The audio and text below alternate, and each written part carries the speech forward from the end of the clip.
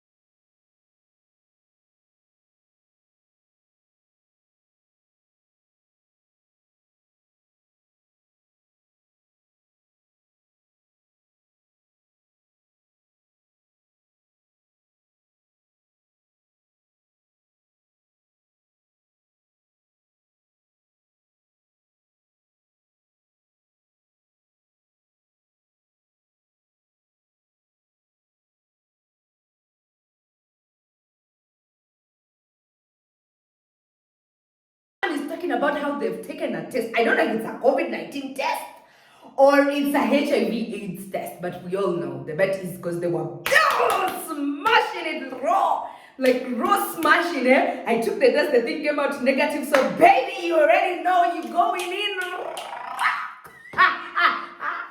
And I'm telling you, some people had a field day because they came for Flavia. They were like, hey, Miss Perfect. The one who thought was going to give us tips on how to be happy, how to do this, and your husband is actively cheating on you with someone who looks like this. Now, you see, guys, if we are being really honest and really logical, probably Andrew was just bored. You know, he probably was just bored, just looking for some excitement, some thrill in his marriage, because these things happen. And I kid you not. You see, I actually did a poll like on Instagram, and if you're not following me on Instagram, I don't know what you're doing. Like, come on, follow me on Instagram. So I did that poll on Instagram, and most of the guys felt like cheating is cheating. There's nothing like respectful cheating. But to be sincerely honest, there are a lot of bloodlines when it comes to married couples. Because you would find that maybe when the guy is accosted, and even through the chats, it's like, I have no intention to leave my wife. And even the hand who was chatting with Andrew, like, I also have no intention to leave my husband. Like, you're not someone I'm planning to leave my partner for. This is just like a smash and pass thing. Like, let's just have some excitement outside of marriage, which is wrong.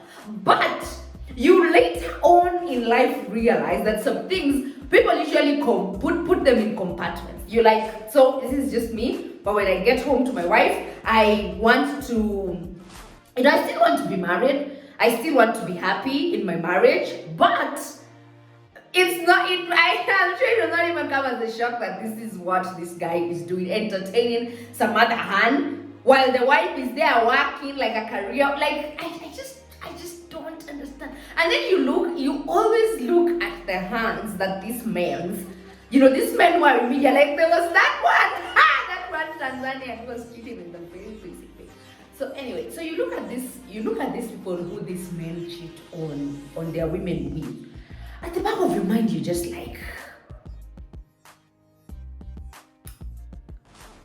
does this even make sense? Like, really, does it make sense? Like, why are you literally downgrading? Like, okay, I don't know. I really don't know, but what I'm trying to say is this is not reason or it's not cause enough for anybody to say that now the husband or the wife are going to call these things quits and they're going to move on with their lives as if nothing has happened, as if something has happened, as if this thing is going to put them asunder. It won't. It's just like a brief, it's like, okay, so these are just like problems that people face. But it does not mean that I'm about now to dump my husband just because I don't know he was caught flirting with some baby in the DMs. It's not going to happen. Hey, yo! How many of you are actually gullible enough to believe, even for a jiffy, that actually Nadia, Mukami and Arrowbwoy have already called these things quits, like they've already down their tools in their relationship? Please tell me none of my readers was gullible enough to believe that Nadia, Mukami and Arrowbwoy had actually broken up. But Nadia, I think I taught you guys better, please. Whatever Arrowbwoy and Nadia Mukami were doing, it's very apparent that was a cheap publicity stunt.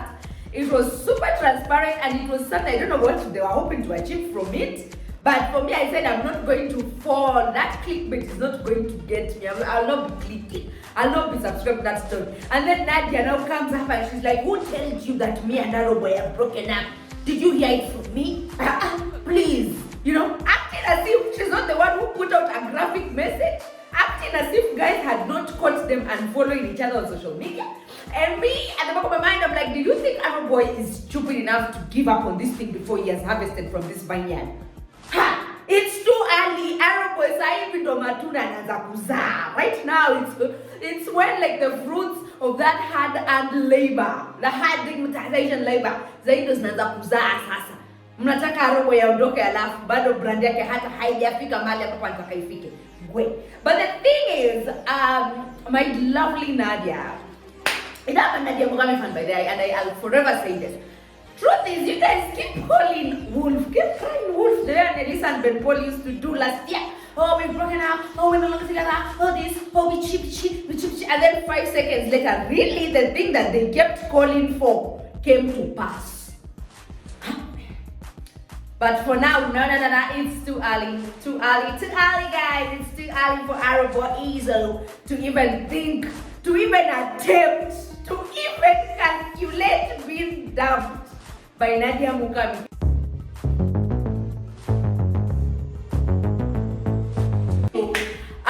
Moving on swiftly, now let's talk about Bahati. So they went in for Mr. Seed's album launch or whatever the hell that was. First of all, like Kenyan fashion is honestly very wanted. It's like you look at people and at the back of your mind you're like, yo, couldn't we have done better? Like people always look so rusty, it's nobody is making efforts, we just show up, like people just show up, you just show up, you're like, I'm here. You called, I'm here. Is there something we need to be discussed? Like minimum to zero effort. People put, they're just like, I'm just here. I don't care. Whether you're taking photos of me or not, understand that the thing is we're not here to be snapped looking some type of way. We are here because we've been called on to come and offer our support. So anywho, now Bahati and Ringtone, I don't know, they tried to stay and then guys were like that. I don't know, they wanted to fight or they were almost exchanging blows, which is nonsense. It's nonsense because I think that was just like miniature banter.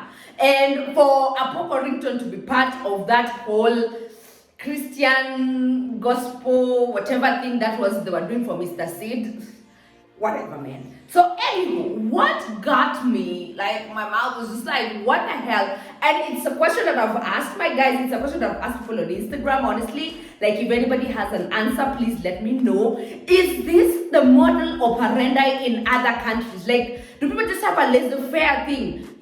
When it comes to this gospel industry, it's like, ingia toka, do whatever it is you want, whatever makes you happy, whatever makes your heart palpitate. Because now look at Bahati. He announced some time back that I've officially deflected from the gospel camp and I'm no longer actively doing gospel music. Like, don't brand me as a gospel act.